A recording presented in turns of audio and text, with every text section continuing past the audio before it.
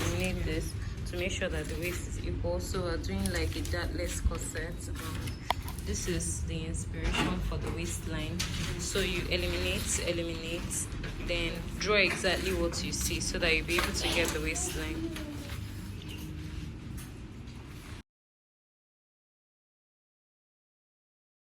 Okay, so this is the scales you have now.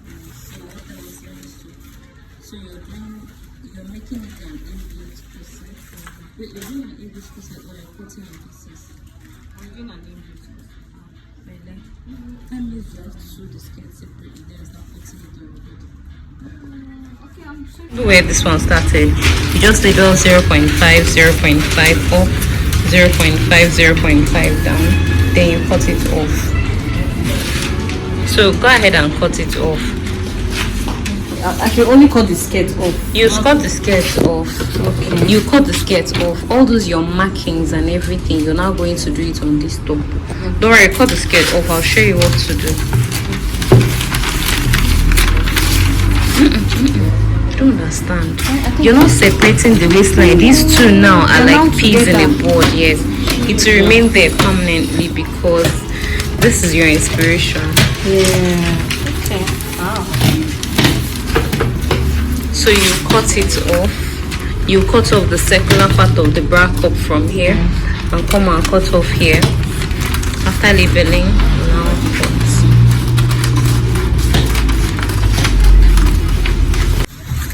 Okay, so you're going to use this to cut your skin tone mesh. So when you're done, you can mark out your lines on your skin tone mesh where you want to use your dark fabric marker to mark out on your skin tone mesh. And places where you want lines to be, just mark it out on one side only. After marking it out, you take it, clean it, iron it. You know, once iron touches it, it disappears. So once you get the iron line, get it. So we're still working on this asymmetric pattern and we want to do the same thing to the back. So the first thing that we do is that we cut the back into pieces. That's you alter the front, then alter the back. So you you cut out the back pattern into pieces. You didn't, okay, this is already closed off. So this was supposed to be the zip allowance. So it's aligning with the center back line. This is where the panel is supposed to be. So what we get to do now is that we'll fold away the zip allowance, fold it in so that we stop seeing it.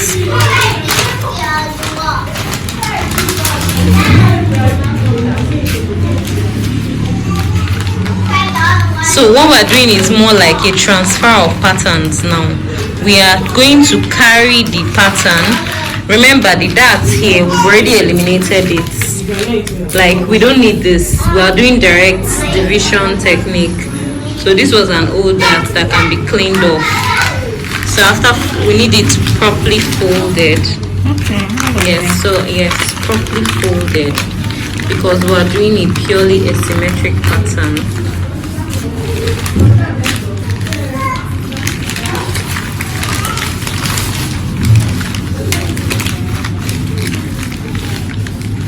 So this is your the sewing allowance for joining the center back to the side back.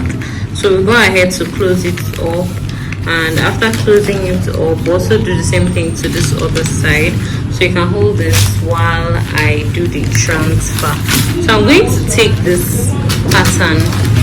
I can take this pattern for the front. This is the front pattern, the one I said we're going to cut on skin. So this is the one I said we'll cut on skin tone mesh. You carry it, place it here, okay, and make sure that this place is closed up together.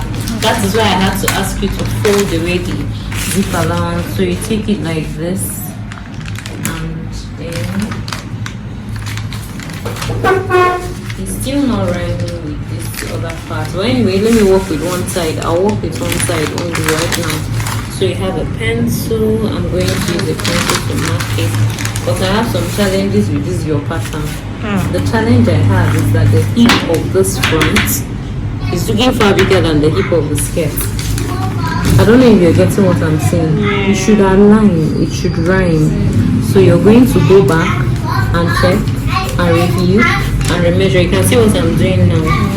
So while doing this, so you see, I'm not supposed to see this. It's supposed to blend in perfectly, because there's no way you can do this without the thing blending in perfectly. So then I'm starting from here. You still have your half inch, or okay, so you still have your half inch from this point. So that half inch you have, we will fold it away, because normally we should do this before adding the half inch, but since we already added it, we can't start cutting it off. So I've already gotten the side shape, which gave me this. So I'm going to continue.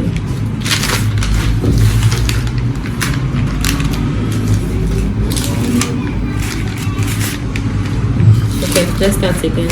Side shape equal, we've gotten this. Alright, so what we do now is that we continue. Now I've closed up with that. Sorry.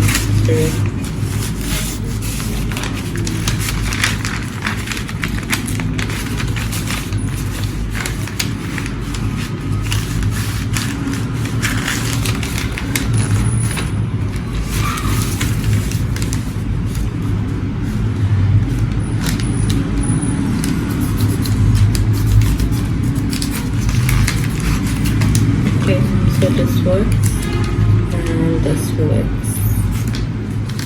So I'll check here too. I'm not getting what I need in terms of the hip lines, merging and all of that. Normally it should have been easy to just close this up. So let me measure this. Let me handle the skirt part first, since the lower part is giving me a bit of an issue. Let me handle the skirt at once first. Close up.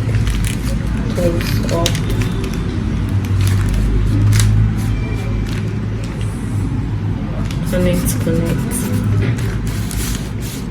So this should be rhyming around the center. This is the center. Yes. So the center should be around the center.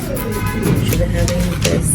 Then for the side piece now, for this particular side piece, you should now move it up. And take this one. Remember what I told you, that you're having discrepancies between your skirt and your top. So connect. You can blend this in later. So you can eliminate this part later. So by the time you are cutting,